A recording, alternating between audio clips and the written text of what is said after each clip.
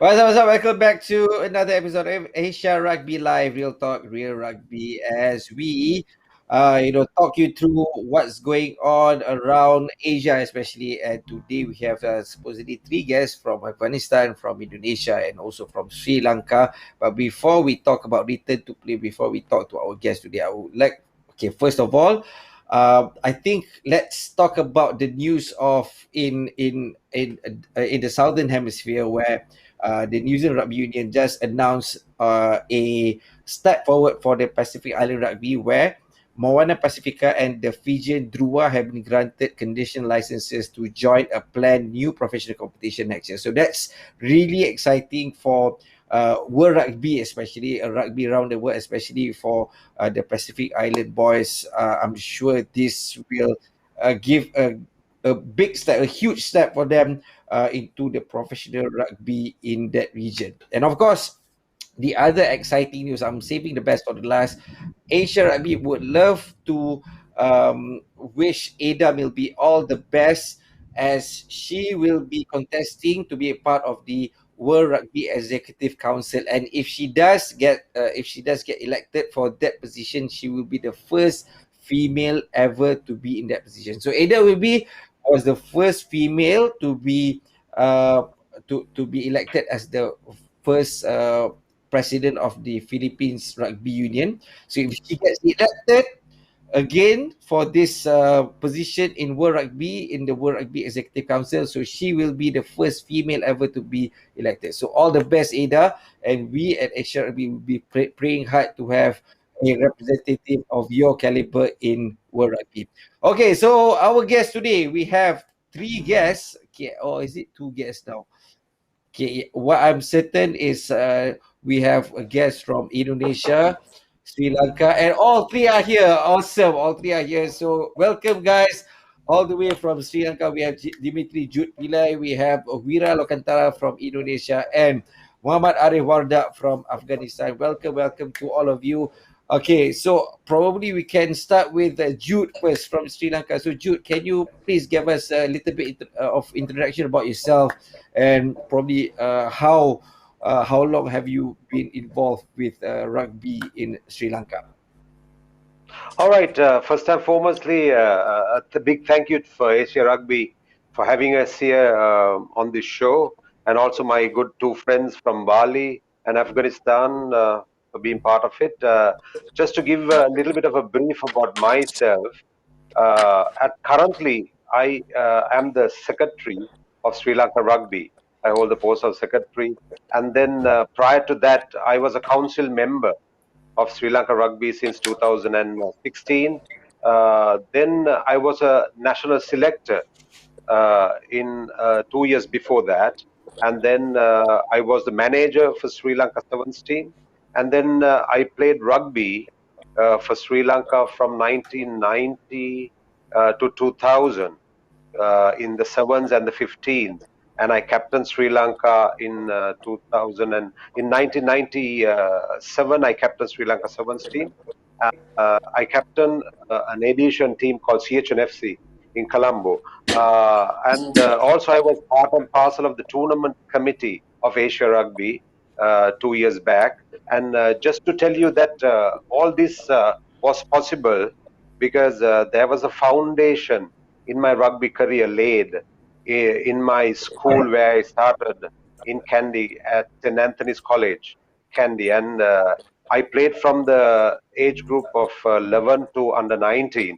And there I must remember that my coach, Mr. Kalu Pereira, who is not more with us, not anymore with us today, with hardship and very limited resources, that we were able to play the game. And through that foundation that I am here today in order to look at an opportunity to serve rugby and do something for rugby in the future. So basically, you paid your dues. You went through all the steps. You captained your country, and now you're the Secretary General of the Sri Lanka Rugby Union. So thank you very much for being here, Jude. And I'm sure you are going to share a lot of your wisdom and also your experiences to our audience today. And of course, our second guest today is from Bali, Indonesia, one of my favorite places in the whole wide world. But too bad because of how it is now. I can't travel to Bali. Usually Bali will be my yearly fixture. But anyway, it's good to see you, Wira. And Yeah. probably Wira, you can tell our audience, give a little bit of introduction about yourself to our audience, and how long have you been involved with rugby, and probably your rugby story. Yeah. Okay. Thank you, Rod. Basically, right now, I'm in Bali. I'm involved in Indonesian rugby through the provincial one. So I'm right now in deputy chairman of the Bali Province Union, Rugby Union. And then I was involved actually. I was playing rugby since 2009 when I was still back at school in Singapore. And then it's like I was in secondary school and then JC, junior college in Singapore, and then playing there. And then I was like absent from rugby like around 4 years. When I'm back, I was back in my university in Jakarta, Indonesia. But then when I finished my university, I got back to Bali, and then start my second journey of the rugby, the development manager first in Bali, and then the journey actually is quite uh, exciting for me because like when I was started as a development manager, and then in 2018. Uh, in 2016, I also got to play the national teams in the 15s, and then 2018, I got to play also.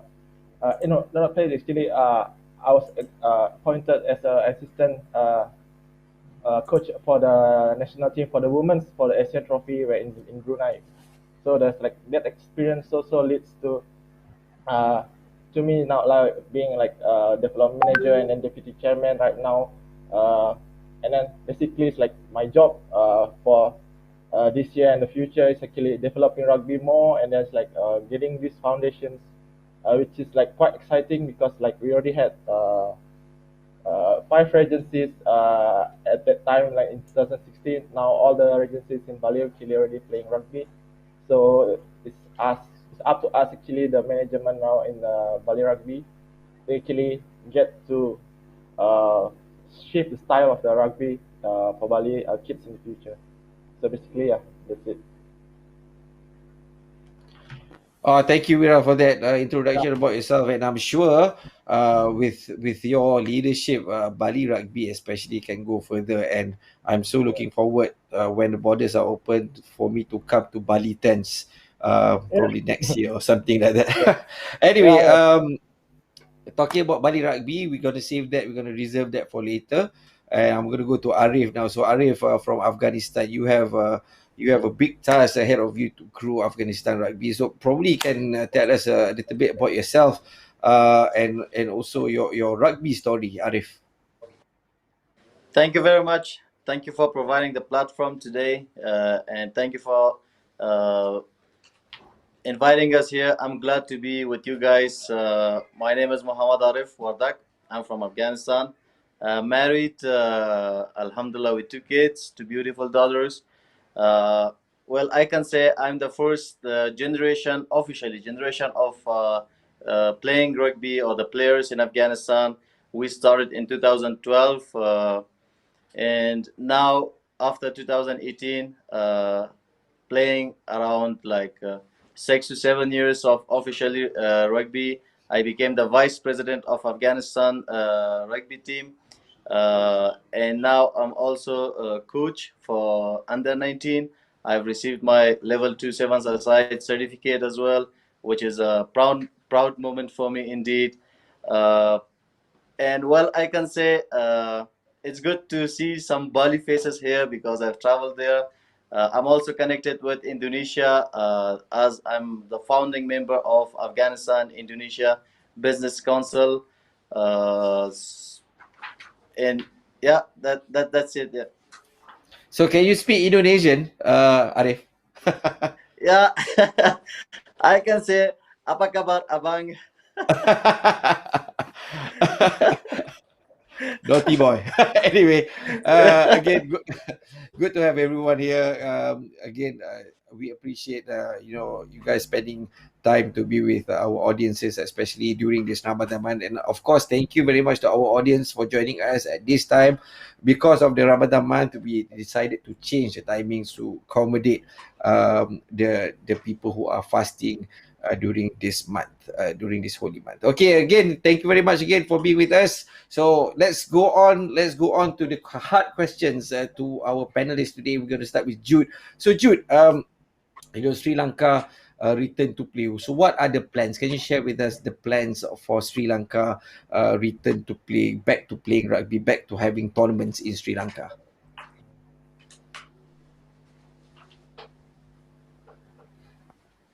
Sorry, Jude. Sorry, Jude. We can't hear you. Did you mute yourself? Sorry. Are we good? Okay, yeah, okay. Yeah, can you I'm repeat good. yourself? Sorry. Yes, Yeah. yes. So basically, our president, Mr. Risli Ilyas, together with our committee, are working really hard in order to take the game forward. But looking at the game, there are three areas that we are really uh, very we need to look at. Number one is how safe it is for the players. The number one is the safety of the players, and then number two is the health authorities, the authorities that we need to get the approval in order to play the game with the COVID situation. And number three is the financial situation at the current moment when it comes to the clubs and Sri Lanka rugby. So, looking at all these aspects, I think that we are in discussion in order to ensure that we could start this game, the seventh, specifically the seventh game, somewhere in the months of June or July. So, for that, we have preparations done. We are in discussions with the stakeholders in order to ensure that everything is in order to go ahead. Because if you look at the COVID guidelines, basically what they say is at least there should be creating of a bubble, and the bubble will have to have all the players accommodated in one place. So I mean that's where the cost part happens, and we are very keen in starting the game and as soon as possible. So our fingers crossed, with God's blessings, probably we will be able to go forward and have the tournament somewhere in June or July. That's our aim. And I've heard about the school tournament that is starting soon. Can you tell us a bit about that? Yes, at the current moment, the school section, who is part and parcel of Sri Lanka Rugby, are in communication with the ministry, sports ministry, together with the health services, in order to go ahead with the tournament. And that also has not given a confirmed date, but they are planning ahead. Probably it's on discussion.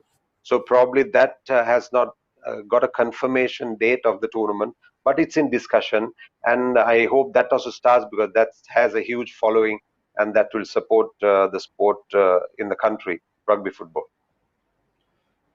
You know what? I'm quite interested to know about that. How you guys grew, the audience until I've heard 30. You can get like 30,000 audience to watch a rugby game, a rugby school game in Sri Lanka. But we'll get back to that. I'm gonna go and ask Wira about rugby in Bali. So, is there a plan, Wira, to make Bali as the center for rugby in Indonesia? Yeah, thank you, Rod. Basically, it's like, as we said, like Bali as a province is actually quite interesting. I mean, because we have like really rely more on tourism. So, if you see, rugby actually being Bali for the locals, you only like develop, let's say it's like 5 years or 6 years. Uh, and then it's like, but then the rugby actually already played in Bali since the 80s, and then 95 we have the Bali Tens actually, which was started in the thing by the expats from Jakarta who actually planned a tournament and then playing it in Bali because it's really attractive actually. Like we all know, to play in Bali, play rugby and then have a chill and then holiday, few days, and then go back to our country. So basically, it's like on how the management now is like looking forward. We have a new committee also. It's like really focusing on sport tourism. and also the government also support it. So we have met the actually few of the regions. So basically the head of the agencies to actually talk about that, and then it's like so on the Bali as a central for rugby, we see that like with the potential that we have, we can actually have the tournaments and then grow the games, and then have these competitions like because like in rugby standards it's actually it's like from one standard to the other is quite far actually. So if you see even at the countries, so with having this tournament, so basically we can up the standards, and then we can know where we are at, and then we know where to go as a style and of the Bali style of rugby, and then in the future, basically all the provinces in Indonesia. Also, it's like we're trying to accommodate the national championship also in all the Bali tents for the future. So that's where actually we want to put Bali in the map of Indonesian rugby, and then in Asia, and then also in the international. So yeah. Thank you for that. And of course, there's a huge tournament in Indonesia called PON, Pekan Olahraga Nasional, Oh right? yeah. True. Yeah. We're gonna get back to that. I'm gonna save that question for later because I'm Yeah. gonna ask about Bali tents as well. Yeah. Because that tournament has generated a lot of interest, I think, worldwide, especially Yeah. people from New Zealand, Yeah. Australia, Malaysia, Australia. and whatnot. But okay, we'll save the question later. We'll go to Arif right now. So Arif, can you tell us how is the rugby in Afghanistan right now?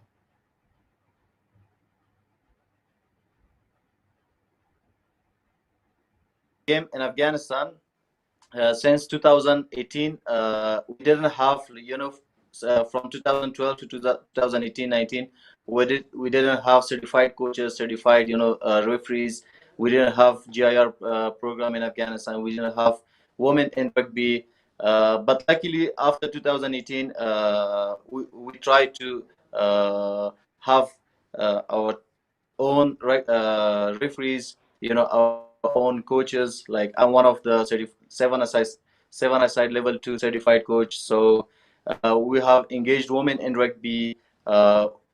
We have started rugby in schools, the to promote the game. We provide them seminars, workshops. We have different clubs now. We have youth in rugby. We have clubs for them. We have our senior men team. So these are the developments we did. Even we have covered 10 provinces of Afghanistan out of 34. We have players in those provinces. They have good training sessions. They are updating us. They are developing, and they are motivating the other players. We send them, how to. We send them the data how to uh, recruit the new players and how to keep them in play. So these are the things, and every year we are trying to have workshops for GIR. For we have more seminars. We are trying to engage youth, especially nowadays. If it's men, women, so that's our point. And after COVID, we had like 3 to 4 weeks back, had a meeting regarding the playing for return to play, in Afghanistan. So now it's Ramadan. It's very hard, in Ramadan to play rugby. But definitely after Ramadan, maybe in next week or first week of after Eid, we will start our training back. Yeah, that's everything.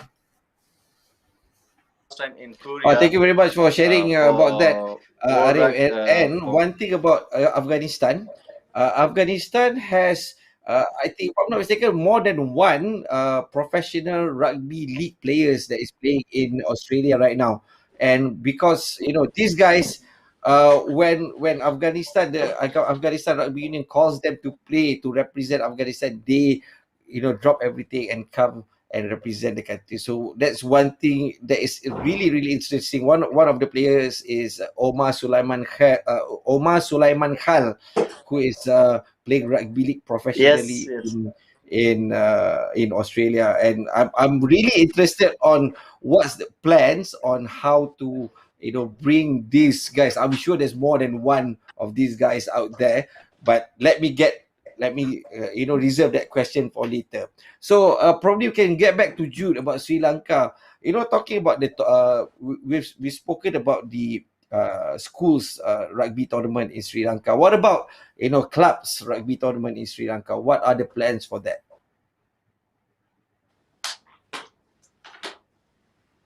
Sorry, you are muted again. You are muted again. One more time. I'm sorry. I'm sorry. So No worries, no worries. the main focus is, I mean, the clubs will always join the union. The union will have to start the game. So the clubs are geared up. They're all geared up. But there are financial constraints to the clubs. But they're all geared up to play the game. And it's up to the union. Basically, the union will have to take the initiative. So that's what I said, that we have these three options and we are in constant communication with the stakeholders, which are the clubs. We have 8 A division clubs that play. That includes the 3 armed forces and the police, and they are awaiting our green light in order to start. So we are concerned continuously discussing the process, and we are planning. I mean, that's our plan, to make sure that the sport continues, because all the clubs are in need. Even the players need this game to start, and also the coaches. Who, I mean, there is partly a number of people who are depending on this sport, so they are all eager to wait for opportunity to play the game.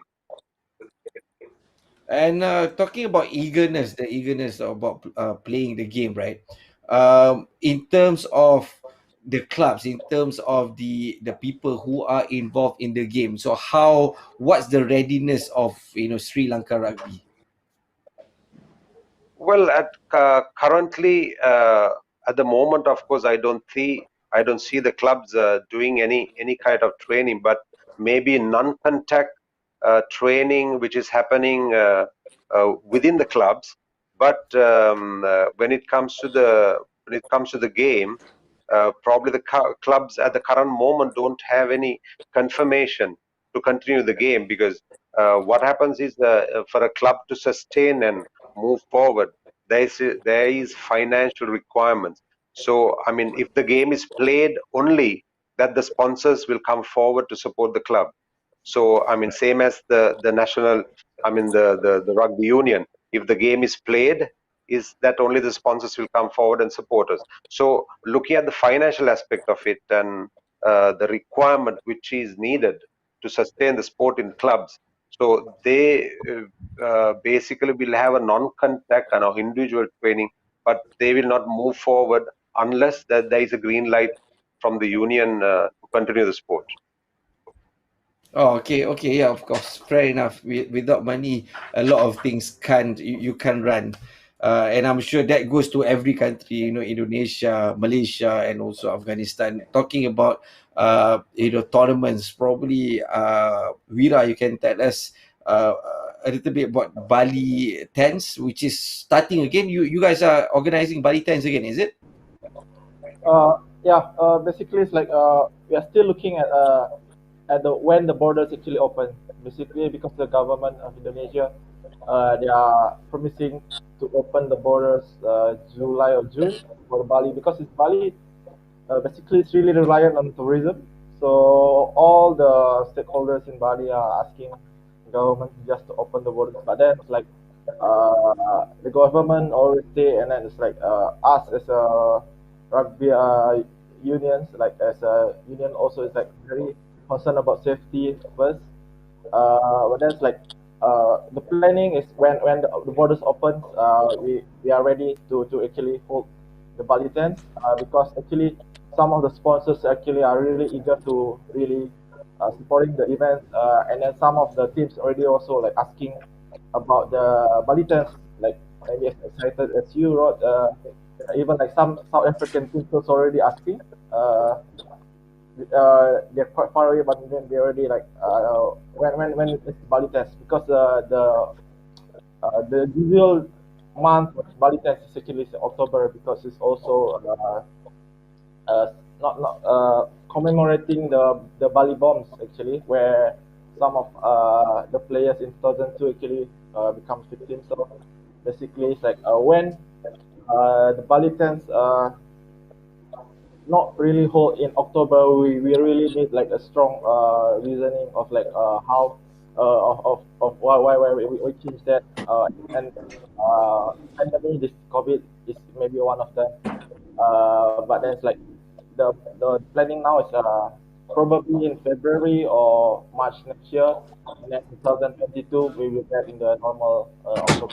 This is the plan at the moment for the management of the rugby union in Bali, and also like when we also consult the Indonesian rugby. At least you guys have a plan on when, have an idea and have a plan on when Bali Tens is going to be held. Yeah. And talking about Bali Tens as well, how many teams are you looking at participating in this tournament? The usual teams that we have, we actually uh, we have men's category, women's category, and then also the veterans. So the men's is actually we had around the most that we had is 2016 or 17, it's like 24 teams actually playing. And then for the Oh, women's, we have around 12 teams, and then the veterans usually like around 8 to 10 teams, which is like quite a lot if it's like in the Bali tents, because you only have one field. Actually, it's not like other countries where we have four fields at the same time. So uh, yeah, that's basically like the number that we're looking for, like for this year or next year, 2022, because you'll see like about the yeah, but we see safety, and then it's like how the borders actually. yeah, and I think one of the common things that you, Wira, and also Jude have is the Jude mentioned just now. When rugby starts, then only the sponsorship will Yeah, come in. So true, I think it's true. about it's not a chicken and egg example, but I guess it's more to when is rugby going to start in your respective countries to get the money, to get the financial Yeah, side of things going. And I just want to continue with Afghanistan, with Aref, talking about professional players that is based outside of Afghanistan, players like Omar Sulaiman Khail, uh, which is one of the examples of talented rugby players of Afghanistan that is based overseas. So, what are the efforts for uh, Afghanistan rugby in bringing back these talents to play to represent Afghanistan? Arif, are you still there? Oh, okay. Sorry. Sorry to our audience. Apologies to our audience because Arif's connection is not that good. The location where he is at, but I'm really interested to know about how Afghanistan plans to harness this talents outside of Afghanistan. And okay, I think one of the things that Sri Lanka has is number of registered players. You guys have one of the highest numbers of registered players in all of Asia for Sri Lanka, Jude. So, seeing that, is there any plans to send these players to play overseas, to play in top league in Japan, let's say, to play in Australia, New Zealand, that kind of leads to further expand the talent pool of Sri Lanka and probably transfer of skill to Sri Lankan players? Well, I think currently, if you look at it, I'll just give you a brief on the sports minister has in mind currently to do on the development side of it. I think that first and foremostly, he's planning to ensure that there are certain sports which can win a medal for Sri Lanka to categorize them. So once you categorize them, then he has created a high performance unit. Now, in this high performance unit, basically, what will happen is we will identify players from very young age in order to groom them to become better players. And once that is done, so this will come down from the national side to a second tier and a junior level. And this where they will take responsibility and groom them to become better players. Number two, so while you say internationally where Sri Lankan players could go, yes, there have been occasions, but if you look at the competition and and how competitive this sport is around the world, sometimes there are less opportunities, but also we are looking at ways of bringing down players who have a national heritage, like the birth certificate of the parent or whoever is living abroad, to come and support us in the future on the sport. So that is number two. Number three, I think the ministry is looking at how they could develop the entertainment part of it and take the sport to the outskirts where it becomes like a carnival atmosphere. Take the sport, get the national players, get the players who have played before to be part and parcel of sport, and take it down to schools that don't have the sport and enhance this. So through that, to ensure that the sport develops. So our main focus at the current current focus is to ensure that we be somewhere in the sevens and also concentrate on the high performance and absorbing talent and sustaining them and grooming them to become better players. So that's the future looking at Sri Lanka rugby at the current situation. And I'm sure, since you mentioned you are looking at, players who have Sri Lankan heritage, I'm sure there's a lot of Sri Lankan heritage players out there in Australia, New Zealand, and whatnot, and with good talents. But I guess the challenge would be the same, just like what Afghanistan, probably Philippines has in the past, where to call them back to play for the respective countries. I want to move on to Indonesia, to Wira. Just now I mentioned about the PON games. The PON games is Pentas Olahraga Nasional, right? That's what Yeah, is it called, right? Pekan Olahraga Pentas. Nasional. So Pekan. the Pentas Olahraga Nasional is a huge national level sport. Is it Yeah, Pekan or Pentas? Pekan, week. So Oh, sport week. Pekan Yeah, Olahraga Nasional. So it's a huge national level tournament that yep, is yep. held in Indonesia, that's supposed to be held in Papua, right? Last Yes. year, but because of the pandemic, it got postponed, and it's going to be played again this year. Can you tell us a little bit about the PON games and how rugby is involved in this game? Yeah. Thank you, Rod. For PON, the national games actually is like is one of the most prestigious tournaments actually in Indonesia, where actually the governments, the NOC, they are doing like all the selections for to all the athletes for SEA Games, Asian Games, and then also like Olympics. So this is one of the way for them to actually select and also get the players to the national training centers and stuff. So for rugby, the involvement actually started in 2016 when of course before it get recognized as a national as a sports in the sports committee. So it had a exhibition in West Java, the national games in 2016, and then it became one of the sports being played in Papua in 2020. So it's a really good way of moving forward for Indonesian rugby because basically you have the rugby games playing in the national, the PON. So you are having this provincial sports committee to actually paying your players, preparing them really well, and then have those supports from like you said, like the high performance being actually supplied also to the rugby union in the province. So the way it's going right now is like really good. And for your information, like the national games actually being played in 2020, and then we have 7 provinces actually participating. So it's like 6 women's team and then 6 men's teams uh, going in 2021. So with which I can relate to the return to play also. It's like the government really supporting us.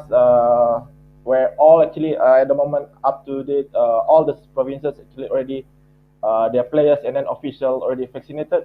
So the president's really hoping this national games to be like one of the way also to up the economy, and hopefully there will be a successful one in October this year. And hopefully in October these games can finally go through, can finally be organized, and hopefully we can cross borders, so I can go to Papua and also probably go to Yes. Raja Ampat. Anyway, oh yeah, Arif is back. Thank you, Arif. Okay, so Arif, I was asking you just now. I was asking Jude about the question that initially I wanted to ask you, which is efforts to bring talents back. The thing is, everyone knows what Afghanistan went through before because of the war that you guys went through. A lot of refugees went to other countries, went to countries like Australia and whatnot, and because of that, they have the refugees in Australia developed the talent to play rugby. They are built to play rugby, and we have talents like Omar Sulaiman Khel. What are there efforts from Afghanistan rugby to bring talents like this back to Afghanistan to represent Afghanistan?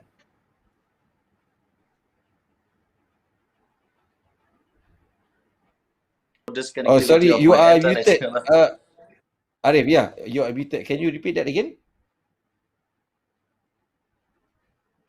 Sorry, one more time. We can we can't hear you.